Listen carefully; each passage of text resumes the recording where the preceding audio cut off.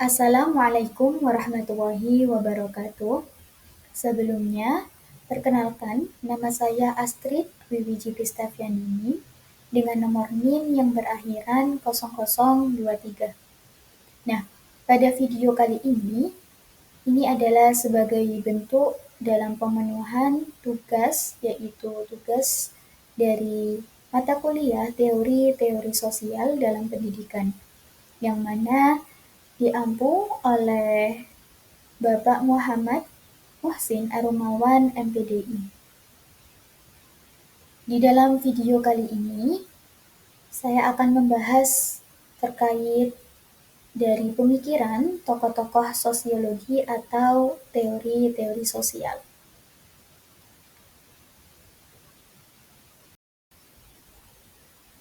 Baik, masuk pada slide berikutnya, yaitu beberapa pengkelompokan tokoh-tokoh yang saya ambil dalam teori sosiologi atau tokoh-tokoh yang berkontribusi dalam sosiologi atau teori-teori sosial, yaitu pengkelompokan pertama dari tokoh-tokoh sosiologi klasik.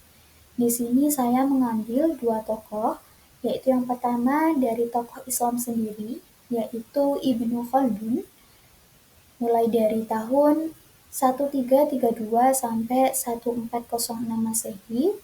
Kemudian tokoh sosiologi klasik yang kedua, yaitu saya mengambil Sigmund Freud tahun 1856 sampai 1939. Berlanjut pada pengkelompokan yang kedua, yaitu tokoh sosiologi modern, yang mana saya mengambil dua tokoh pula yang berada pada poin nomor 3, yaitu Alfred Schulz tahun 1899 sampai 1959, dan tokoh sosiologi modern kedua, yaitu pada poin yang keempat, ada James Coleman, yaitu tahun 1926 sampai 1995.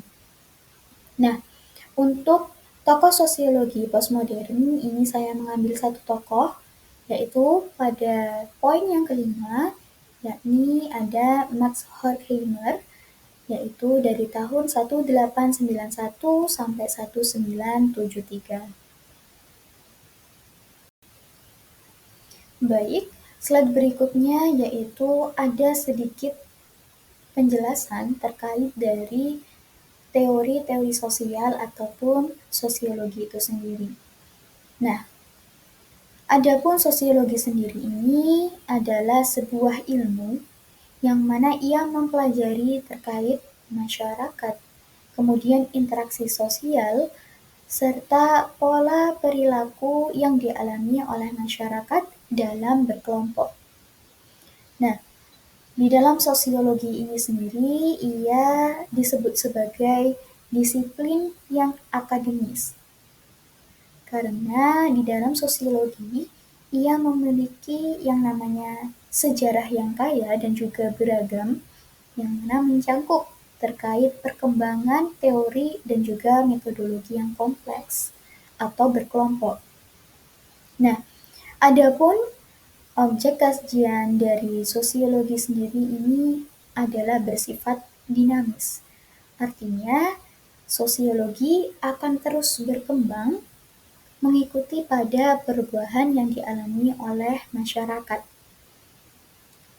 Nah, dari perubahan-perubahan tersebut, maka suatu sosiologi ini dalam mengikuti perkembangan masyarakatnya ini bisa dilihat dalam teori-teori yang dikemukakan atau dimunculkan oleh para tokoh-tokoh sosial atau tokoh-tokoh teori sosial sebagaimana pada slide berikutnya.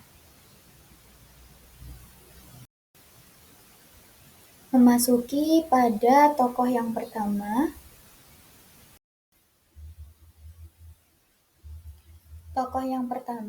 yaitu Ibnu Khaldun, mulai dari tahun 1332 sampai 1406 Masehi. Adapun biografi dari beliau adalah nama lengkap beliau Abu Zaid Abdul Ar-Rahman Ibnu Muhammad Ibnu Khaldun Al-Hadrami. Beliau lahir pada tanggal 1 Ramadan 732 Masehi atau bertepatan pada tanggal 27 Mei 1332 Masehi di Tunisia. Beliau wafat pada tanggal 25 Ramadan 808 Hijriah atau 9 Maret 1406 Masehi di Kairo, Mesir. Ibnu Khaldun sendiri, beliau ini adalah berasal dari keluarga Andalusia, yaitu dari kelas atas yang mana masih memiliki keturunan dari Arab. Beliau pun juga memiliki kekerabatan dengan Wa'il ibnu Hijr, yang mana Wa'il ibnu Hijr ini adalah teman dari Nabi Muhammad SAW. Nah, adapun dalam bidang yang beliau geluti, yaitu yang pertama, beliau adalah seorang ahli sejarawan. Yang kedua, beliau dikenal sebagai Bapak Sosiologi Islam yang menggeluti di bidang sosiologi. Lalu beliau juga ahli politik Islam dan juga beliau ahli dalam ekonomi Islam sampai beliau dijuluki sebagai Bapak Ekonomi Islam.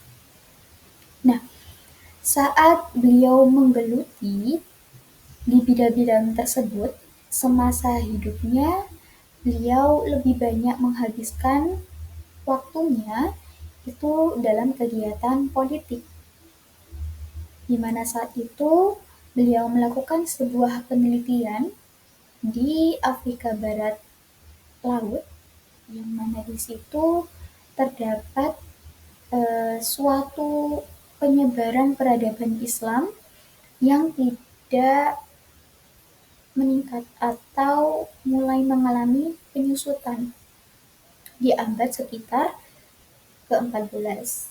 Nah, dari penyusutan penyebaran peradaban Islam di Afrika Barat Laut tersebut, sehingga hal ini menggerakkan Ibnu Khaldun untuk menerangkan penyebab-penyebab yang menjadi sebab dari kekacauan politik yang ada di Afrika Barat Laut tersebut.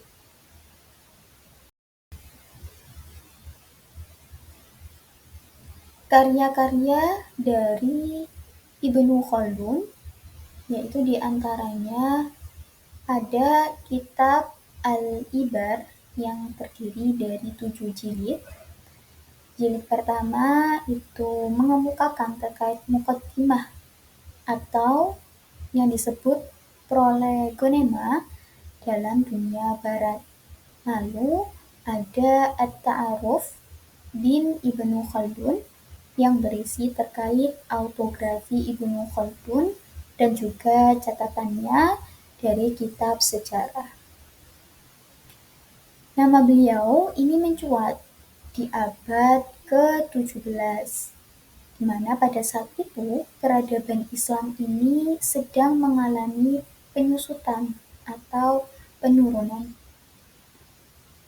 Nah, di lain sisi, karya-karya beliau ini mulai dikenal oleh orang-orang Eropa, yaitu sekitar abad ke-19, di mana orang-orang Eropa ini terkesan atas pemikiran yang dimiliki oleh Ibnu Khaldun, khususnya yang berkaitan tentang sosiologi. Lalu, pada bagian muqaddimah karya Ibnu Khaldun dalam dunia barat ini dianggap sebagai urian atau uraian yang paling sistematis tentang bagaimana seluk-beluk ilmu sosial itu. Nah, Pada masalah bagian pengantar atau muqaddimah dalam karya Ibnu Khaldun, buku ini berisi juga terkait masalah penjelasan sejarah dan juga pola perubahan sosial yang terjadi di masyarakat.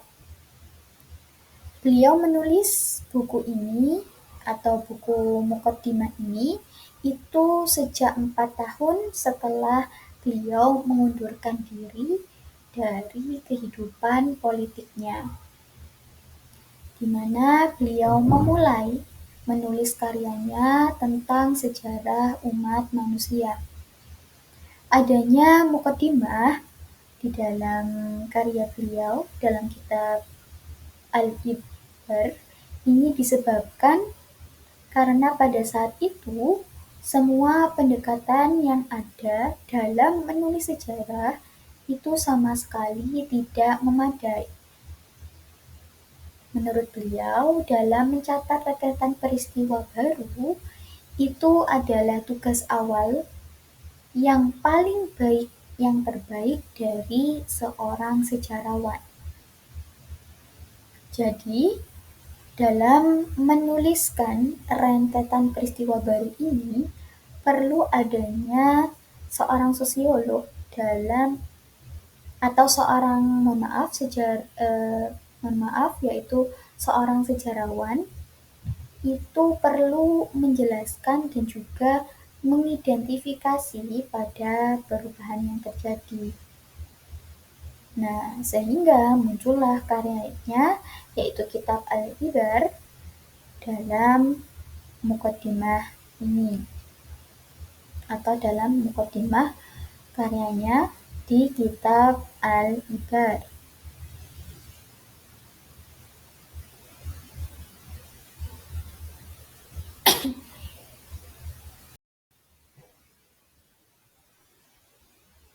Berlanjut pada slide berikutnya, yaitu menurut Charles Isawi yang tertera dalam tampilan slide ini, itu menjelaskan bahwa Ibnu Khaldun adalah sebuah atau seorang tokoh awal yang menemukan dasar-dasar sosiologi, di mana pemikiran beliau atau pemikiran dari Ibnu Khaldun ini menjelaskan bahwa khususnya dalam fenomena sosial itu memenuhi suatu kaidah tertentu yang mana seorang sosiolog itu harus mencari atau menemukannya. Nah, caranya yaitu dengan ia menggabungkan dan juga mengumpulkan fakta-fakta di dalam masyarakat yang ingin diteliti, dan di mana kaidah itu bekerja secara struktural yang tidak bisa diubah oleh tindakan suatu individu. Adapun gagasan Ibnu Khaldun yang lainnya, ia menjelaskan bahwa fenomena masyarakat itu bisa diteliti secara sains. Untuk pemikiran-pemikiran beliau yang lebih detail, yaitu dijelaskan pada slide berikutnya.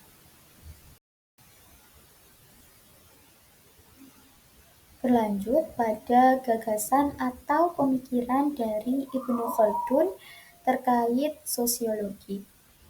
Yang pertama, Ibnu Khaldun ini menjadi seorang tokoh dalam Islam yang meletakkan dasar sosiologi.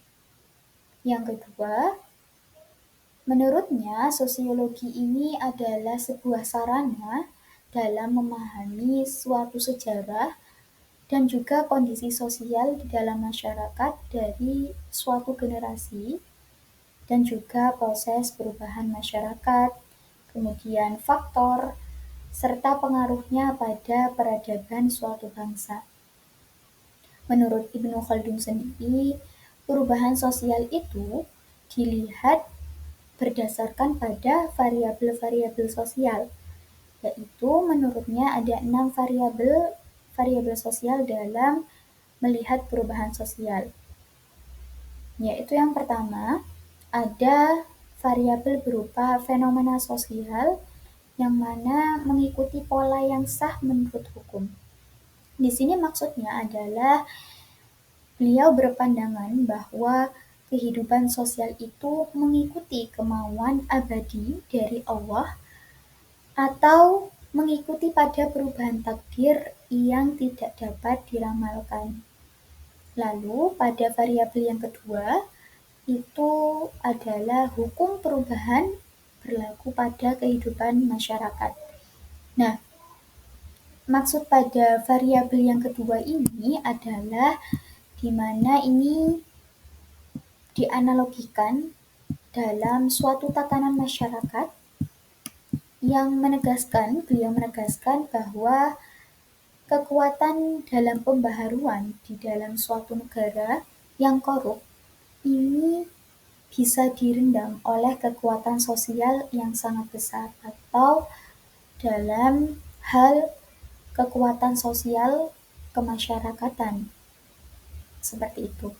Lalu pada variabel yang ketiga, ini beliau menjelaskan bahwa hukum sosial ditemukan lewat pengumpulan data dan juga pengamatan. Nah, proses dalam menemukan ini yaitu dengan catatan yang berasal dari masa lalu dan juga pengamatan di masa yang sekarang. Nah, ini dapat menyediakan data yang diperlukan. Jadi data yang diperlukan ini bisa dari masa lalu berupa catatan dan juga berupa pengamatan di masa saat ini. Nah, dalam hal tersebut, ini yang dikemukakan oleh Ibnu Khaldun ini lebih pada penekanan terhadap dasar empiris dari pengetahuan sosial, yang mana mencerminkan sekali pada pangkal otak Ibnu Khaldun yang sangat khas. Lalu yang keempat, yaitu hukum-hukum sosial yang serupa ini berlaku pada masyarakat yang serupa strukturnya. Maksudnya di sini adalah masyarakat itu bisa dibedakan melalui segi waktu ataupun melalui segi tempat yang ditandai dengan hukum-hukum yang serupa sebab adanya kesamaan pada struktur sosialnya. Lalu yang kelima, variabel yang kelima, bahwa masyarakat ini ditandai oleh perubahan. Nah, perubahan di masyarakat yang satu dengan yang lainnya ini pasti berbeda. Menurut Ibnu Khaldun, di zaman lampau itu tidak memiliki banyak perubahan yang berarti yang terjadi selama jangka panjang.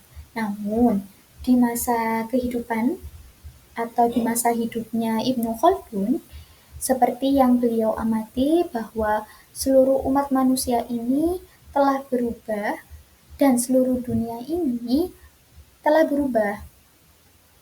Sehingga semua manusia ini seolah-olah sudah menjadi makhluk baru atau jelmaan baru dan juga dunia ini telah melahirkan kehidupan yang baru. Ibnu Khaldun berkata demikian atau berpikir demikian. Lalu pada variabel yang keenam, bahwa hukum-hukum yang berlaku terhadap perubahan itu sifatnya adalah sosiologis, yang mana berarti ia tidak bersifat biologis ataupun bersifat alamiah. Nah, menurut pemikiran dari Ibnu Khaldun sendiri, pengaruh lingkungan fisik terhadap perilaku manusia, yaitu misalnya dalam memperhatikan pengaruh iklim terhadap penduduk di kawasan tropis dan pengaruh udara dan makanan. Ia menyatakan bahwa peradaban yang besar itu hanya bisa muncul di kawasan yang beriklim sedang. Udara panas itu malah menimbulkan kegembiraan. Makanan yang terlalu banyak yang mengandung zat tepung ini malah membuat orang berotak tumpul. Nah, ini bukan faktor penting dalam memahami sejarah menurut Ibnu Khaldun.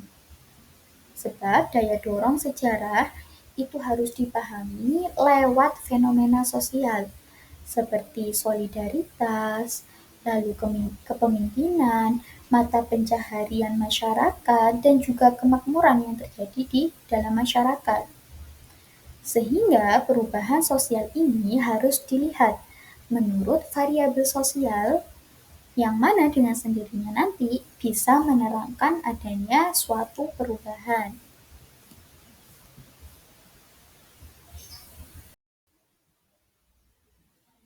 Adapun di dalam karya dari Ibnu Khaldun sendiri itu memiliki pemikiran yang mendalam, yaitu yang pertama ada metode historis, di mana pendekatan terbaik dalam memahami perubahan sosial adalah menggunakan metode historis.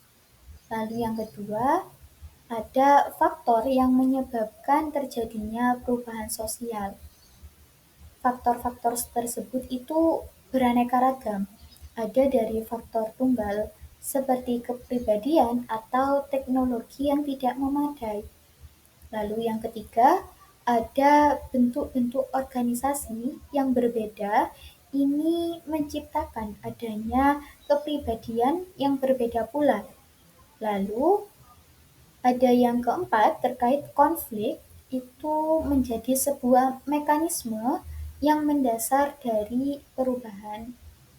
Lalu yang kelima, ada berbagai faktor psikologi, kemudian sosial, kepemimpinan, kepribadian, kekompakan dalam suatu kelompok, yang mana ini membantu manusia dalam memahami penyebab dan juga akibat dari konflik antar kelompok. Lalu keenam, ini ada perubahan yang cenderung merembet sehingga terjadi di semua institusi sosial seperti agama, keluarga, pemerintah, dan juga ekonomi, yang semuanya ini terlibat dalam proses perubahan tersebut. Nah, Ibnu Khaldun ini menyadari adanya kerumpilan dalam kehidupan sosial, sehingga Ibnu Khaldun ini mencoba dalam menerangkan sejumlah faktor yang bisa mengungkap persoalan perubahan. Salah satunya faktor lingkungan, kemudian ada sosial, ada psikologi sosial, yang semuanya ini dipertimbangkan oleh Ibnu Khaldun. Nah, di dalam suasana pertentangan teori perubahan sosial, Ibnu Khaldun ini melihat adanya arti penting dari lingkungan fisik, kemudian struktur sosial, peranan kepemimpinan, dan juga kepribadian dari pemimpin itu sendiri, serta arti penting dari kekompakan kelompok. Ia menerangkan juga arti pentingnya dari mata pencaharian atau cara dalam mencari nafkah untuk memahami tipe kepribadian dari masyarakat. Ia juga meneliti dalam peranan agama dan juga kepemimpinan dalam mempengaruhi suatu perubahan. Nah, dijelaskan juga dalam bentuk analogi, misalnya beliau ini menunjukkan bahwa apa yang menjadi persoalan bagi rakyat ini dalam analogi suatu kekuasaan atau dalam tata masyarakat ya, ini menunjukkan bahwa apa yang terjadi, apa yang menjadi persoalan bagi seorang atau bagi para rakyat itu bukan penampilan atau intelektual dari seorang raja, tetapi juga antara hubungan yang dibangun dengan rakyat. Jadi raja membangun dengan rakyat ini menjadi persoalan atau menjadi apa ya, persoalan dari sebuah rakyat atau sebuah masyarakat. Jadi hubungan antara raja dengan rakyat itu penting.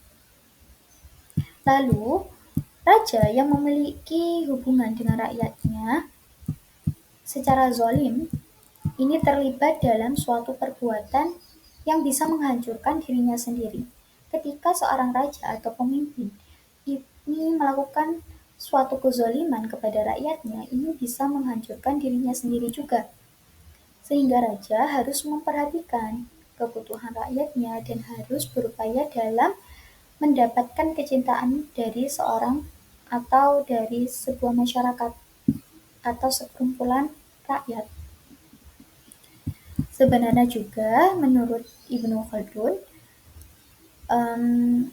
suatu kekeliruan dari seorang raja itu karena rasa cintanya dengan kemewahan yang mengikut sertakan hawa nafsunya, sehingga dari adanya kerakusan-kerakusan demikian dari seorang raja ini bisa menjadi jalan bagi kemerosotan atau kehancuran suatu peradaban secara menetap.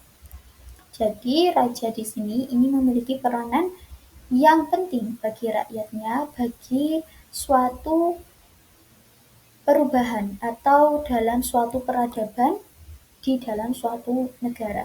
Jadi antara raja dan juga rakyat ini harus memiliki satu kesatuan yang satu visi atau satu misi, satu tujuan.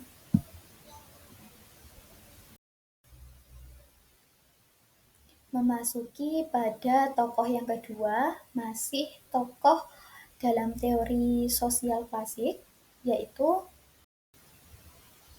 tokoh yang kedua yaitu ada Sigmund Freud, yaitu dari tahun 1856 sampai 1939. Biografi dari Sigmund Freud, yaitu nama lengkapnya adalah Sigmund Freud, di mana ia lahir pada tahun 1856 di Eropa Tengah yang berada pada saat itu di bawah kekuasaan Kerajaan Austro-Hungaria dan juga berasal dari keluarga yang mana menganut agama Yahudi. Nah, Freud sendiri ini adalah seorang doktor. Pendidikannya ia mengambil dalam bidang kedokteran. Adapun karya pertama dari Freud sendiri yaitu berjudul Studies on Hysteria pada tahun terbitan pada tahun 1895 yang secara substansi isinya adalah menggambarkan bagaimana proses adanya ketertekanan pribadi yang memaksa diri untuk melupakan pengalaman pahit yang telah dialami oleh manusia. Adapun karya yang kedua dari Freud sendiri yaitu yang berjudul The Interpretation of Dreams, yang menjelaskan atau berisi tentang alam bawah sadar manusia, di mana nantinya ini mengantarkan Freud pada pemikiran modern.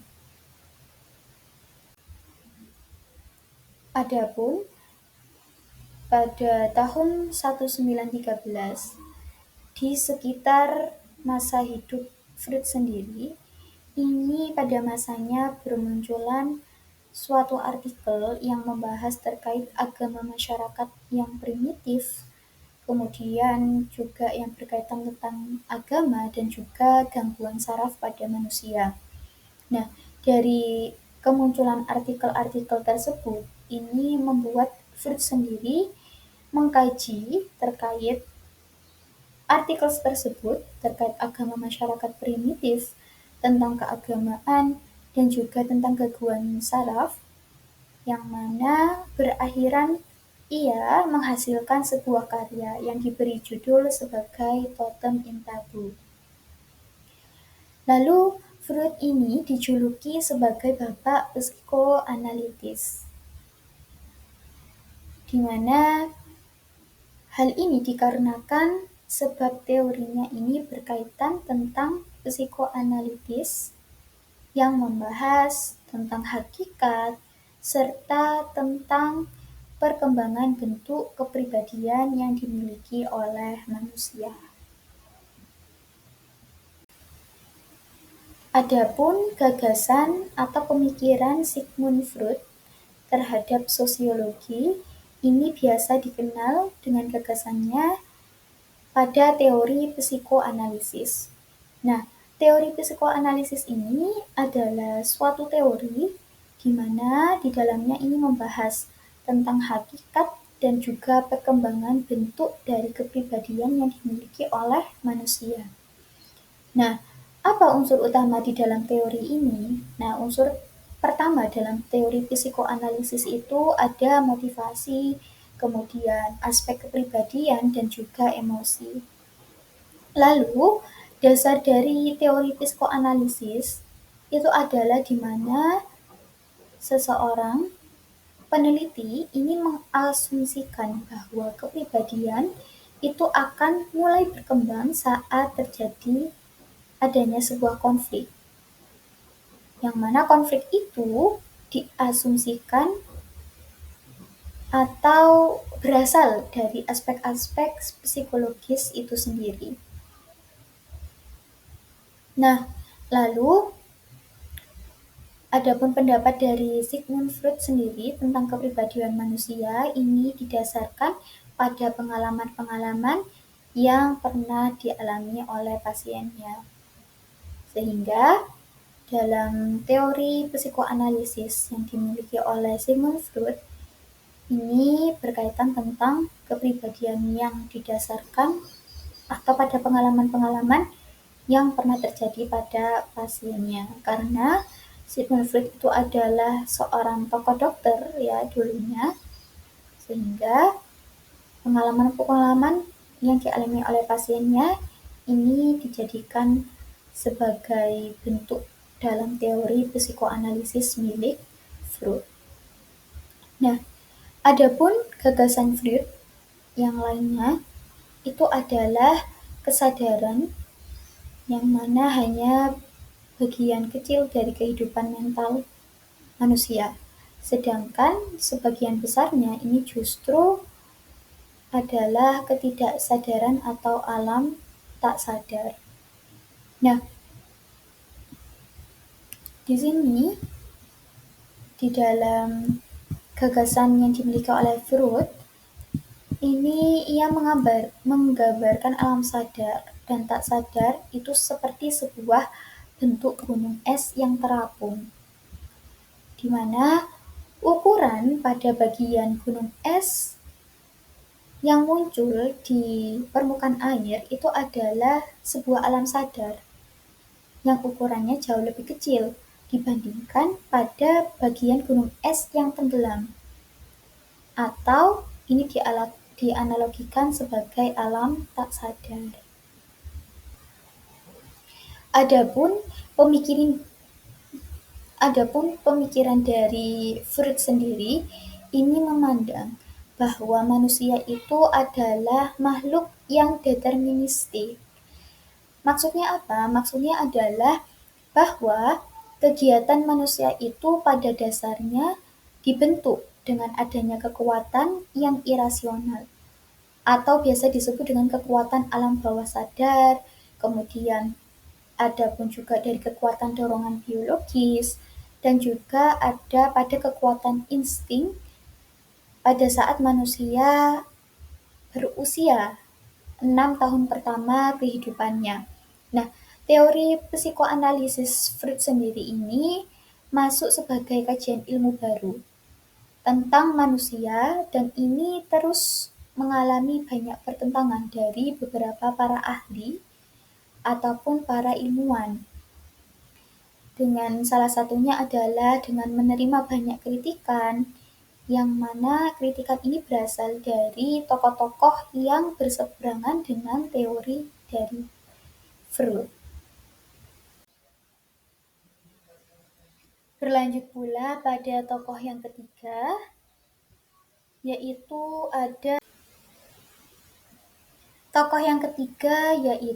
Albert Schweitzer. yaitu tokoh teori sosiologi dari tahun 1899 sampai 1959. Nah, adapun ia lahir pada tanggal 13 April 1899 yang bertempatan di Vienna, Wina, Austria. Scott ini adalah seorang sosiologi Amerika yang berasal dari keluarga menengah ke atas. Selama masa hidupnya, ia pernah direkrut menjadi seorang tentara, yang mana terlibat dalam Peperangan Dunia yang Pertama, yang masuk pada anggota divisi artileri Austria yang berfront pada Italia. Lalu, karya-karya yang dihasilkan oleh Scott sendiri ini ada Der sinnhafte Aufbau der sozialen Welt yang diterbitkan atau ditulis pada tahun 1932 yang dikenal dalam bahasa Inggris itu dengan The Phenomenology of the Social World. Ini karyanya itu berdasarkan pada pengetahuan karya-karya dari tokoh Husserl tentang fenomenologi. Nah, dari perkembangan karir dan intelektualnya selama hidup itu tidak linear, jadi berubah-ubah dalam banyak bidang.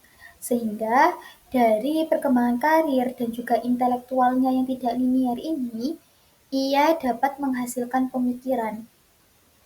Pemikiran apa? Yaitu pemikiran objek sosial dan juga natural, di mana ini nanti menghasilkan sebuah makna spesifik yang perbedaan yang berkaitan dengan perbedaan pengalaman subjektif.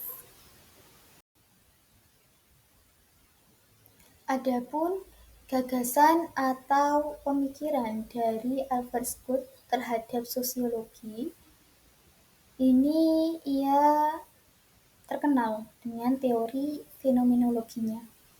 Nah, teori fenomenologinya ini itu dijadikan oleh Scott sebagai alat untuk menganalisis dalam menangkap suatu gejala yang terjadi di dunia. Jadi, Scott memakai pendekatan fenomenologi ini untuk melihat gejala-gejala yang terjadi di kehidupan atau di dunia.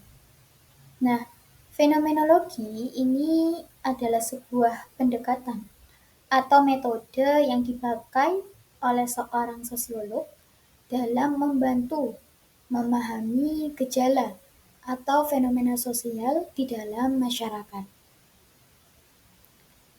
Dalam teori fenomenologi milik Scott ini, itu adalah suatu pengembangan dari teori fenomenologi sebelumnya, tokoh sebelumnya, yaitu oleh Edmund Husserl. Yang mana dalam teori fenomenologi Scott ini berlandaskan pada teori tindakan sosial milik Max Weber dan juga teori interaksionisme simbolik.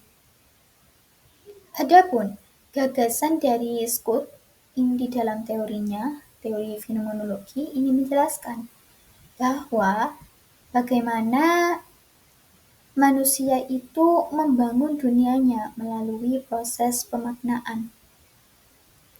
Nah, proses pemaknaan menurut Scott ini bermula dari yang namanya arus pengalaman atau stream of experience yang berkesinambungan, lalu dari pengalaman ini nanti diterima oleh panca indera. Nah, arus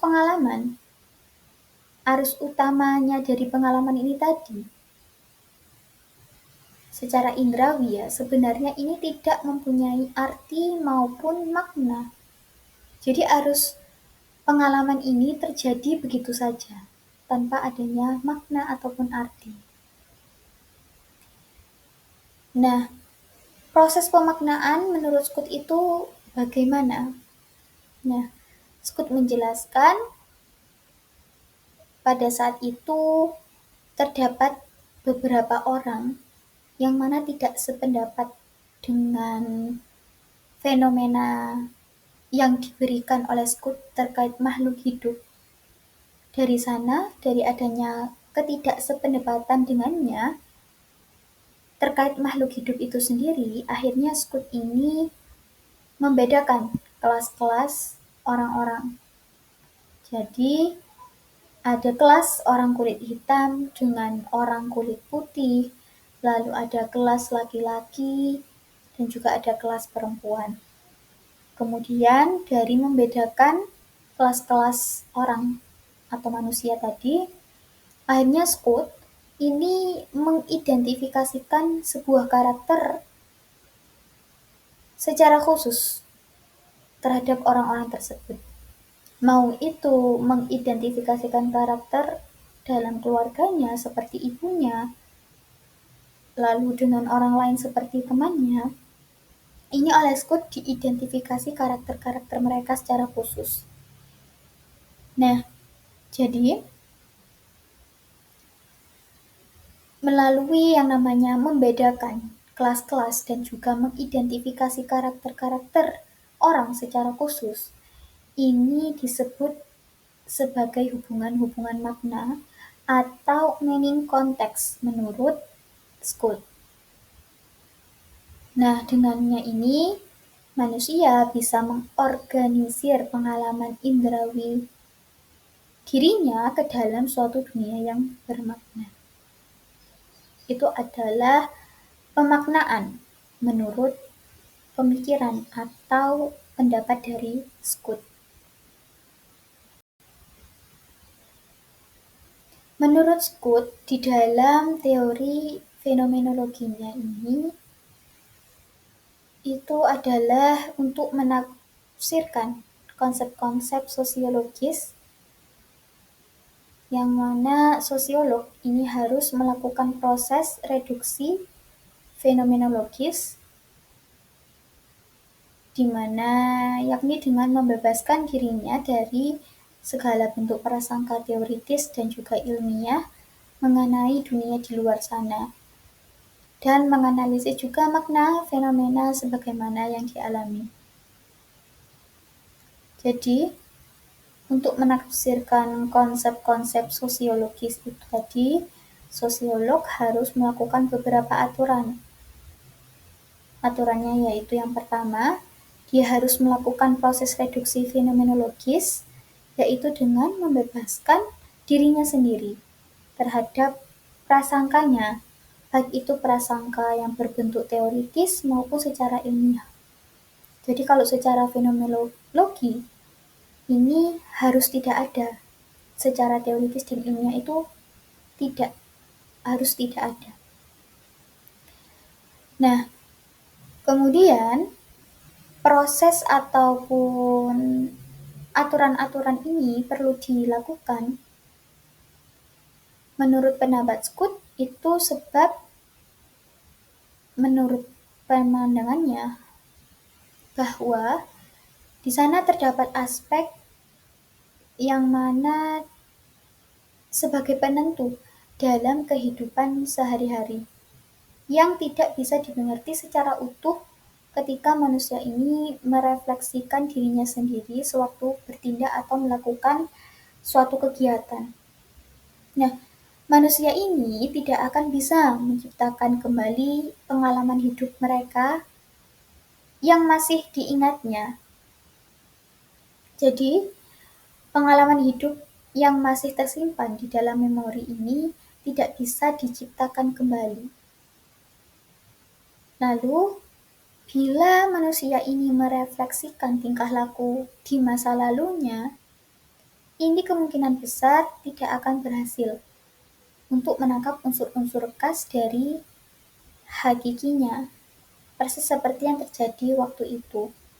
Jadi maksudnya di sini adalah ketika manusia ini mencoba untuk merefleksikan tingkah laku atau kejadian di masa lalu untuk diulangi kembali, untuk diciptakan kembali pada masa saat ini, menurut Scout, ini kemungkinan besar tidak akan berhasil. Karena secara utuh unsur-unsur yang terjadi pada masa lalu itu pada hakikatnya itu tidak akan bisa sama persis dilakukan di masa saat ini. Nah, kemudian berlanjut pada penjelasan Scott bahwa dengan meninjau kembali, ini bisa memberi makna kepada tingkah laku masa lalu menjadi berbagai waktu yang terpisah-pisah. Jadi dengan maksudnya adalah, penjelasan di sini maksudnya adalah ketika manusia ini meninjau kembali, kemudian bisa memberi makna tingkah laku yang terjadi di masa lalu, ini dalam beberapa waktu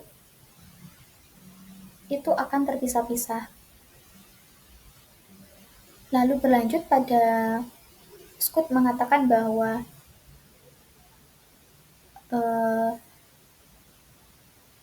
dari meninjau kembali ini nanti, itu kenyataannya menunjukkan apa yang dialami merupakan sebuah rangkaian yang tidak bisa dipisah-pisahkan.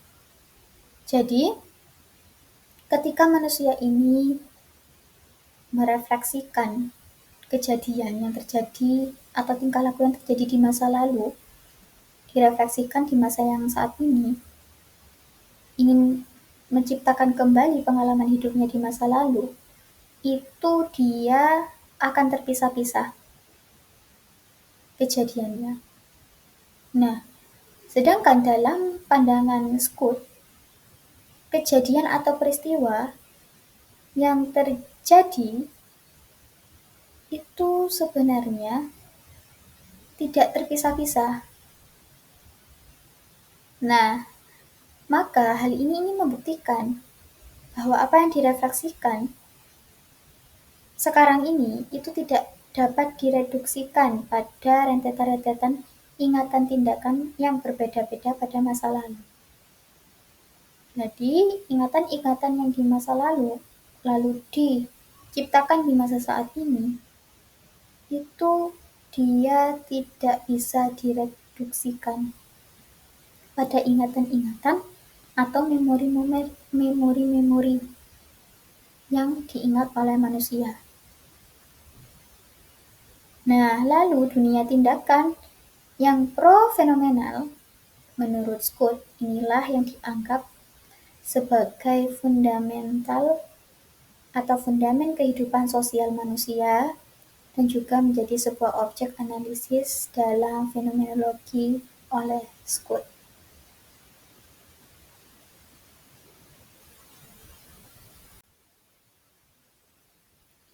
Tokoh yang keempat yaitu ada James Coleman, yang mana ia adalah seorang tokoh teori sosial atau tokoh teori sosiologi di era modern pada tahun 1926 sampai 1995. Nah, adapun biografi dari James Coleman, ini ia lahir pada tanggal 12 Mei 1926. Ia selama hidupnya pernah menjadi seorang penulis junior yang menganalisis berkaitan tentang masalah yang dibahas dalam union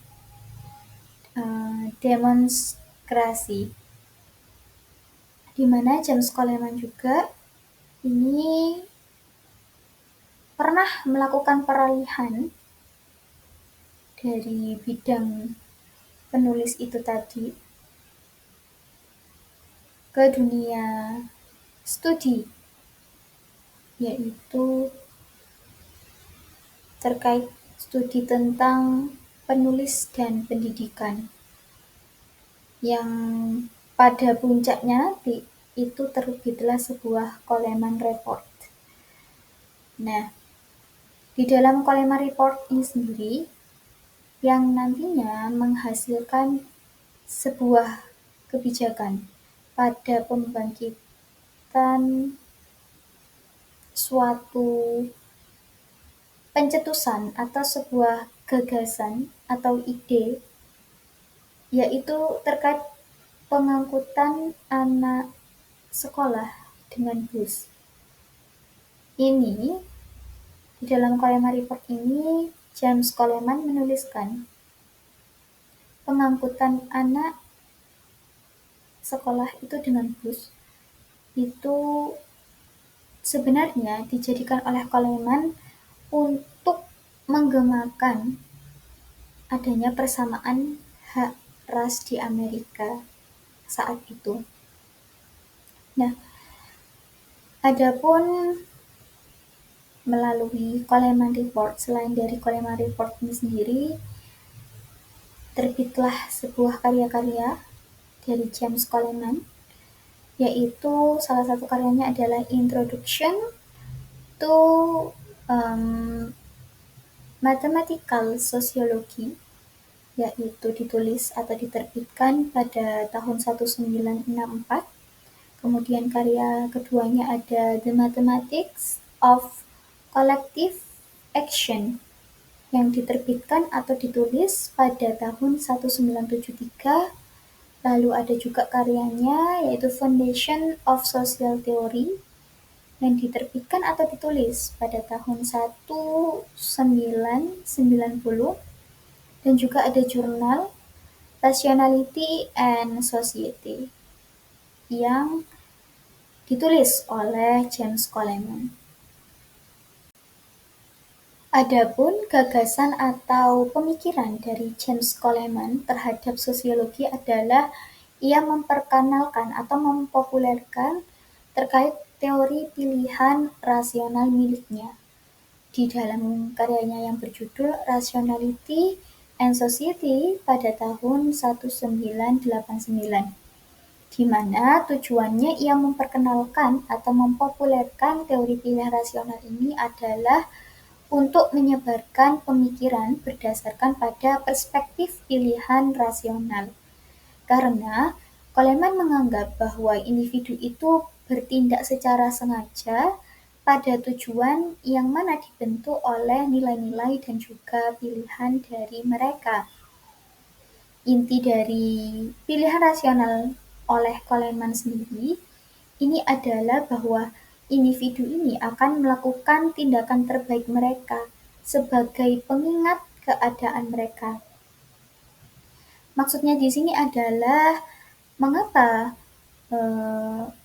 individu ini akan melakukan tindakan terbaik sebagai pengingat keadaan mereka? Karena di sini menurut Coleman sendiri, seorang individu ini akan cenderung memilih pada tindakan dalam memaksimalkan perolehan kebutuhan ataupun manfaat dari keinginan dari individu itu. Jadi, melalui tindakan yang terbaik dari mereka, dari suatu individu, itu adalah sebagai pengingat keadaan mereka. Jadi, individu ini menginginkan pemaksimalan pada kebutuhan dan juga manfaatnya. Seperti itu. Nah, pandangan Coleman juga terkait sosiologi ini juga memusatkan perhatiannya pada individu. Mengapa memusatkan pada perhatian individu? Karena Coleman ini menyatakan bahwa pemusatan perhatian pada individu ini disebabkan adanya intervensi untuk menciptakan perubahan sosial. Jadi teori sosial ini harus bisa mempengaruhi kehidupan sosial melalui intervensi tersebut. Nah, intervensi ini adalah sebuah campur tangan dari seseorang ataupun dua orang atau lebih. Salah satunya adalah negara. Jadi, di dalam intervensi ini itu ada campur tangan dari negara. Lalu, adanya intervensi ini juga menurut Coleman ini diharapkan bisa menciptakan, membentuk sebuah perubahan sosial. Dengan adanya intervensi, diharapkan akan terjadinya perubahan sosial. Yang mana di sini individu berperan sebagai pemegang kuasa dalam sistem sosial, yang pada dasarnya individu itu dapat menentukan berjalannya suatu sistem. Jadi suatu sistem ini ditentukan oleh individu itu sendiri. Di dalam teori pilihan rasional milik Coleman ini terdapat dua unsur di dalamnya, yaitu yang pertama ada unsur aktor atau individu, dan yang kedua ada unsur sumber daya. Nah, menurut Coleman, aktor dan sumber daya ini dikaitkan dengan interaksi dan juga organisasi sosial. Nah, organisasi sosial dan juga interaksi ini itu berkutat di antaranya adanya transaksi mereka yang memiliki dan juga mereka yang mencari sumber daya. Jadi, ada dua unsur di sini, interaksi dan organisasi sosial, di mana yang pertama adanya transaksi, yang kedua adalah mencari sumber daya.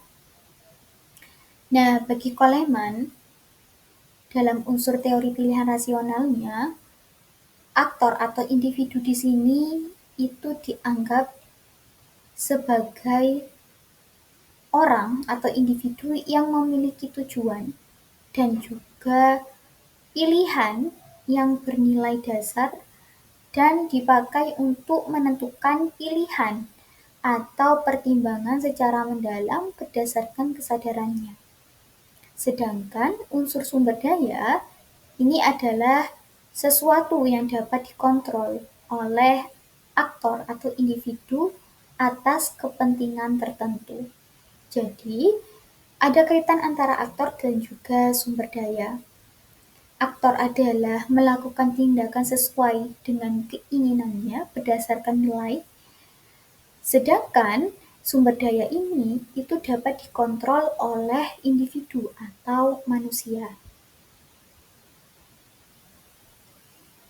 Lalu, pembahasan teori pilihan rasional milik Coleman ini itu ada 3, yaitu yang pertama, pada perilaku kolektif. Jadi menurut Coleman, perilaku kolektif ini memandang bahwa teori pilihan rasional ini bisa dipakai untuk menjelaskan semua fenomena secara makro, bukan hanya hal-hal yang bersifat teratur ataupun stabil.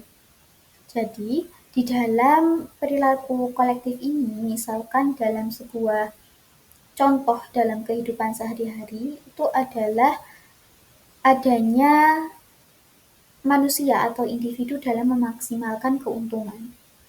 Misalkan, seseorang lebih memilih memakai transportasi umum karena transportasi umum ya, seperti angkot. Karena jika memakai transportasi secara online, yang dipesan secara online, itu pengeluarannya akan lebih banyak jika manusia atau seseorang itu memilih menggunakan transportasi yang dipesan secara online ketimbang menggunakan transportasi umum. Nah, itulah yang dimaksud dari perilaku kolektif. Kolektif di mana dalam memaksimalkan sebuah keuntungan. Jadi dicari celahnya di sana, dicari mana yang lebih menguntungkan untuk tidak merugikan dirinya. Nah, kemudian yang kedua, itu ada lembaga sosial. Nah, di dalam teori milik Coleman, lembaga sosial ini menciptakan sebuah norma dan juga aturan yang ada di dalam masyarakat.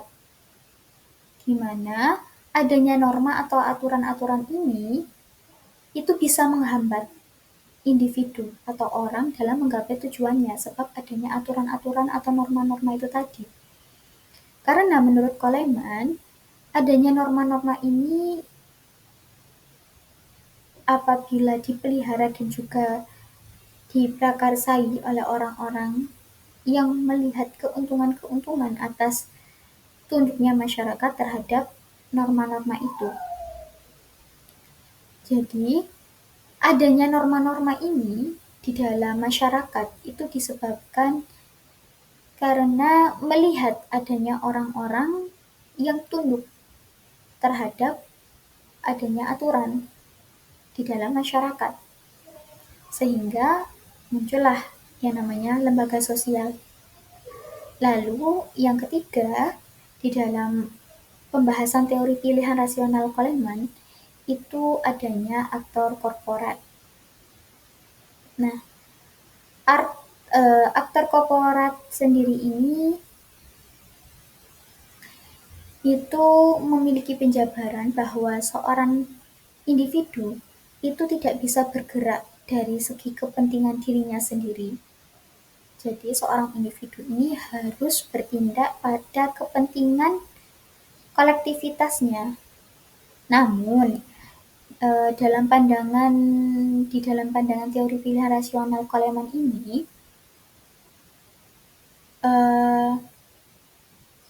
aktor korporat ini itu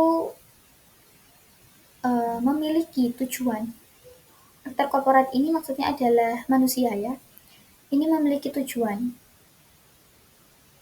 yang mana struktur dari korporasi itu seperti halnya dalam organisasi guna memungkinkan di dalamnya itu terdapat adanya individu manusia yang mempunyai tujuan sendiri. Maksudnya di sini adalah tujuan manusia itu tidak memiliki kesamaan dengan tujuan para korporat seperti itu. Nah, jadi dari ketiga pembahasan itu, dari yang namanya perilaku kolektif, kemudian lembaga sosial, dan juga aktor korporat, ini disebut sebagai foundation of social theory. Karena bagi Coleman, ketiga pembahasan itu memiliki keterkaitan satu sama lainnya, di mana mengandung orientasi pada positivistik. Dan juga ada dua pemaksa tindakan di dalam teori milik Coleman, yaitu yang pertama ada keterbatasan sumber daya, dan yang kedua ada lembaga sosial. Karena di sini adanya pemaksa tindakan tersebut itu disebabkan karena setiap aktor pasti memiliki tingkat akses yang berbeda pada sumber daya. Ada aktor atau manusia atau individu yang mempunyai akses sumber daya yang besar atau banyak. Di mana adanya akses ini itu digunakan untuk menggapai tujuannya. Sehingga dengan mengakses sumber daya yang besar ini, yang banyak ini, itu bisa digunakan oleh individu atau aktor ini guna memudahkannya dalam menggapai tujuan yang diinginkan. Nah, sebaliknya ada pun juga aktor atau individu yang mana minim akan akses dalam sumber daya, sehingga di sini muncullah yang namanya kesulitan untuk menggapai tujuannya. Nah, dalam konteks mengejar tujuannya di dalam pembahasan tindakan teori milik Coleman ini, individu itu pastinya akan memperhitungkan biaya yang dikeluarkannya untuk melakukan tindakan selanjutnya. Jadi, mereka ini akan berpikir lebih dahulu sebelum melakukan tindakan untuk melakukan tindakan setelahnya atau selanjutnya.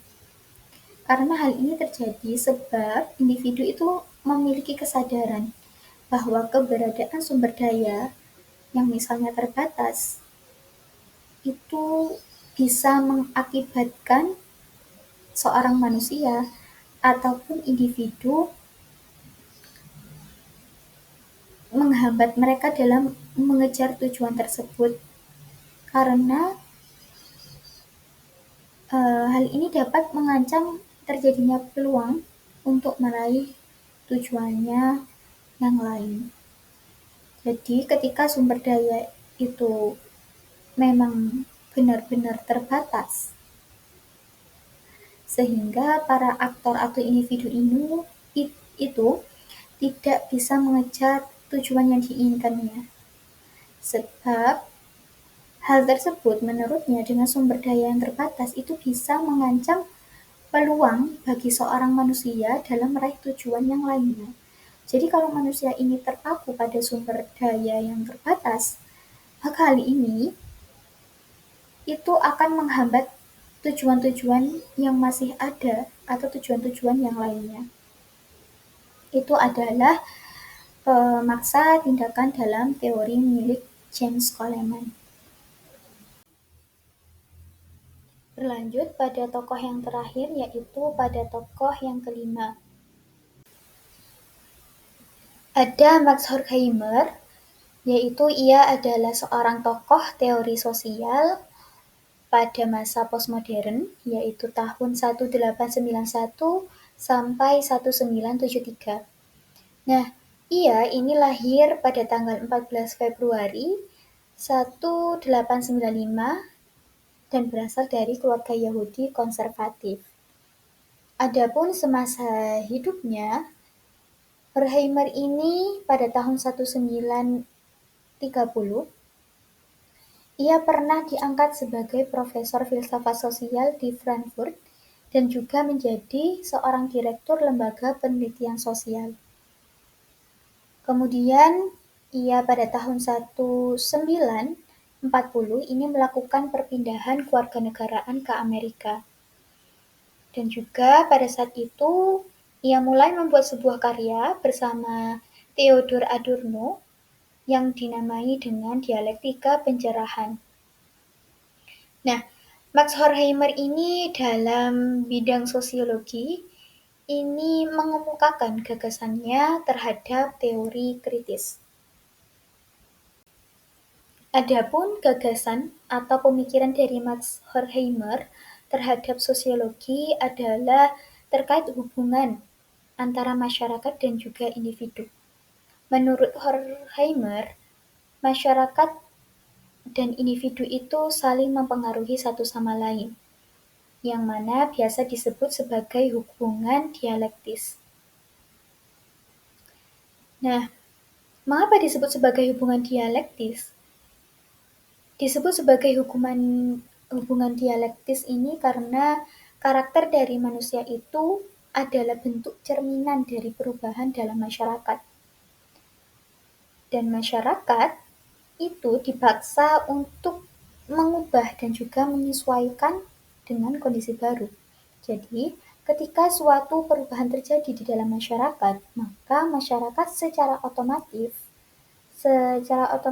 ia dipaksa untuk bisa mengubahnya dan juga bisa menyesuaikan kondisi barunya tersebut dari perubahan yang terjadi. Nah, di dalam konteks perkembangan teori sosial, Horkheimer ini menyatakan bahwa individu itu seperti kelas. Kelas di sini maksudnya adalah masyarakat, di mana sudah terintegrasi ke dalam masyarakat. Nah, itu tadi maksudnya di sini adalah individu itu seperti kelas, dan kelas itu diibaratkan atau disebut sebagai masyarakat. Nah, menurut dari Horkheimer sendiri,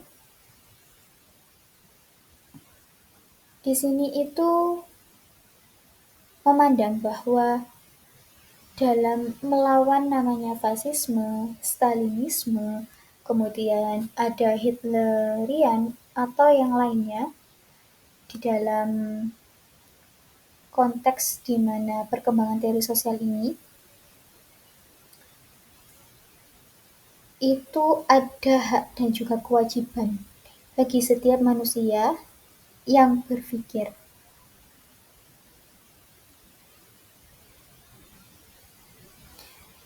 Jadi untuk melawan yang namanya fasisme, stalinisme, dan lain sebagainya itu adalah hak dan juga kewajiban bagi manusia yang berpikir. Jadi manusia yang dia itu dikatakan berpikir, maka dia itu wajib harus melawan fasisme, stalinisme, Hitlerian, dan lain sebagainya. Itu dalam pandangan Horkheimer terkait konteks perkembangan teori sosial. Kemudian pada poin berikutnya, adanya cita-cita Horkheimer, yaitu cita-citanya adalah masyarakat rasional atau yang berpikir. Itu memungkinkan individu dalam berpikir bebas. Karena Horkheimer sendiri juga memberi sebuah gagasan terhadap sosiologi menggunakan teori kritis. Maka di sini ia menginginkan sebuah cita-cita bahwa masyarakat rasional yang berpikir itu pasti memungkinkan individu untuk berpikir bebas. Karena di dalam teori kritis sendiri itu juga terdapat yang namanya pemikiran secara radikal atau bebas.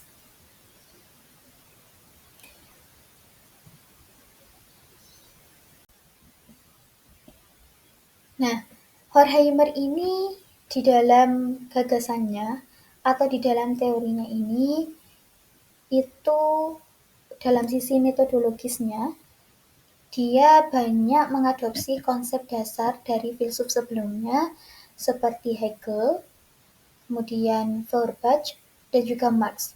Nah, di dalam mengadopsi dari Hegel sendiri, ini dia mengambil konsep tentang negasi. Kemudian, mengambil dari karya Feuerbach, ini dia mengambil dalam hal titik pijak eksistensi manusia secara material, itu sebagai dasar kesadaran manusia, yang dipinjam oleh Horkheimer kepada Feuerbach. Lalu dari Marx sendiri, Horkheimer ini belajar tentang pentingnya historisitas dan juga praksis dalam teori sosial. Sehingga dari adopsinya konsep-konsep dasar dari filsuf sebelumnya ini, maka timbullah menghasilkan pemikiran oleh Horkheimer bahwa ilmu sosial itu harus mampu merangkum hubungan antara subjek dan juga objek, kemudian bagian dan juga keseluruhan, partikularis dan juga universalia, yang mana ini dalam hal kacamata secara historis. Lalu menurut Horkheimer sendiri, ilmu sosial ini harus bisa menangkap keterkaitan dua aspek, yaitu manusia dan juga di luar manusia. Lalu dua aspek individu dan juga kelas, kemudian ada persoalan metodologis dan juga substantif sebagai satu kesatuan.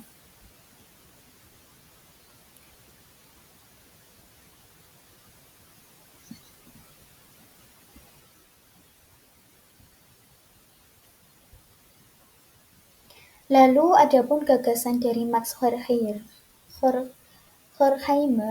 yang mana terletak pada teori kritis sebelumnya tadi sudah saya sebutkan pada biografi dari Max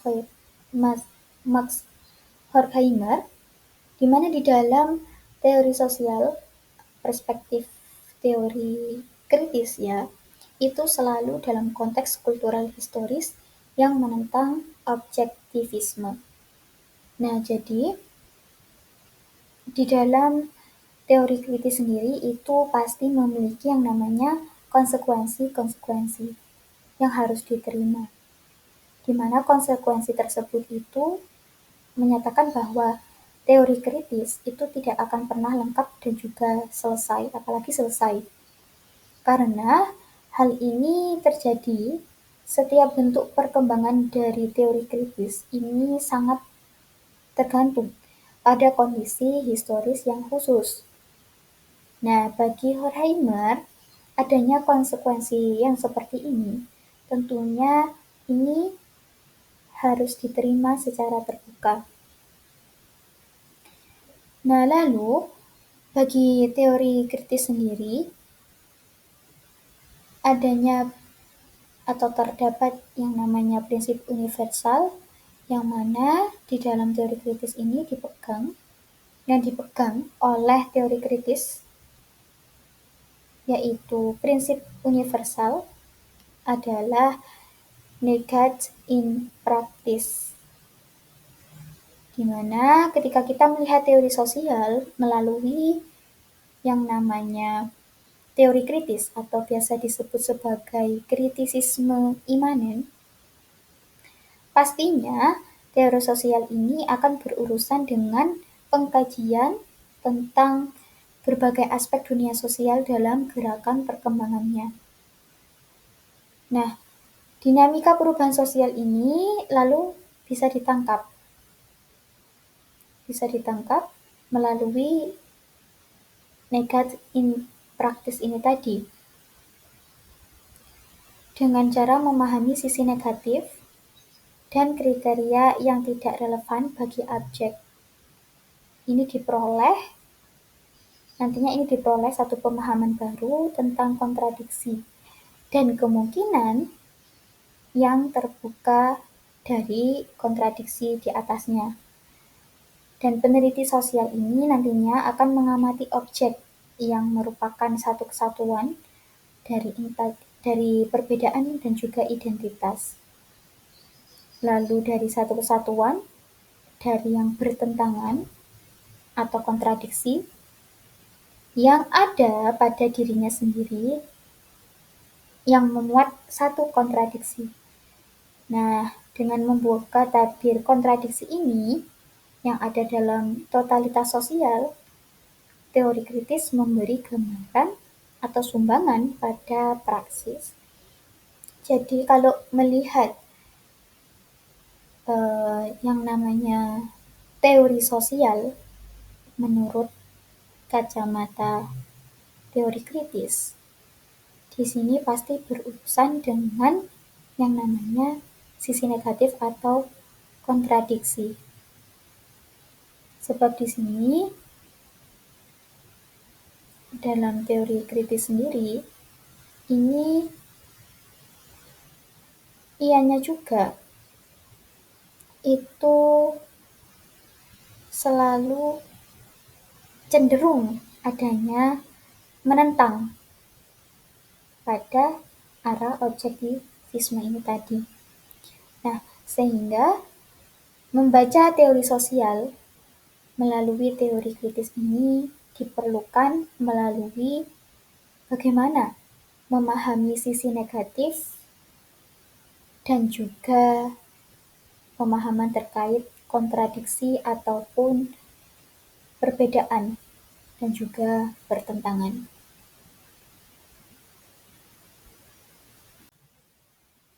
Nah, itulah penjelasan dari kelima tokoh dari teori sosial atau sosiologi yang saya ambil. Maka dapat disimpulkan bahwa yang pertama, terkait dari pemikiran ataupun gagasan dari Ibnu Khaldun, yang mana menjelaskan secara menyeluruh, baik itu menjelaskan sosiologi dari aspek psikologis, kepribadian, dan lain sebagainya. Kemudian dari tokoh Freud, yang mana gagasannya terhadap sosiologi ini lebih pada menggunakan teori psikoanalisis. Lalu pada tokoh yang ketiga, yaitu dari School, ini gagasan atau pemikirannya untuk sosiologi atau teori-teori sosial adalah berpacu atau menggunakan teori fenomenologis. Lalu yang keempat, ada Coleman. Dia ini dalam gagasan atau pemikirannya dalam sosiologi, ini lebih pada teori pilihan rasional. Dan pada tokoh yang terakhir, yaitu Horkheimer, ini gagasan atau pikirannya adalah memunculkan atau menggunakan yang namanya teori kritis. Mungkin itu sekian penjelasan dari saya. Terima kasih, semoga bermanfaat. Apabila ada kurang lebihnya, saya mohon maaf. Terima kasih. Wassalamualaikum warahmatullahi wabarakatuh.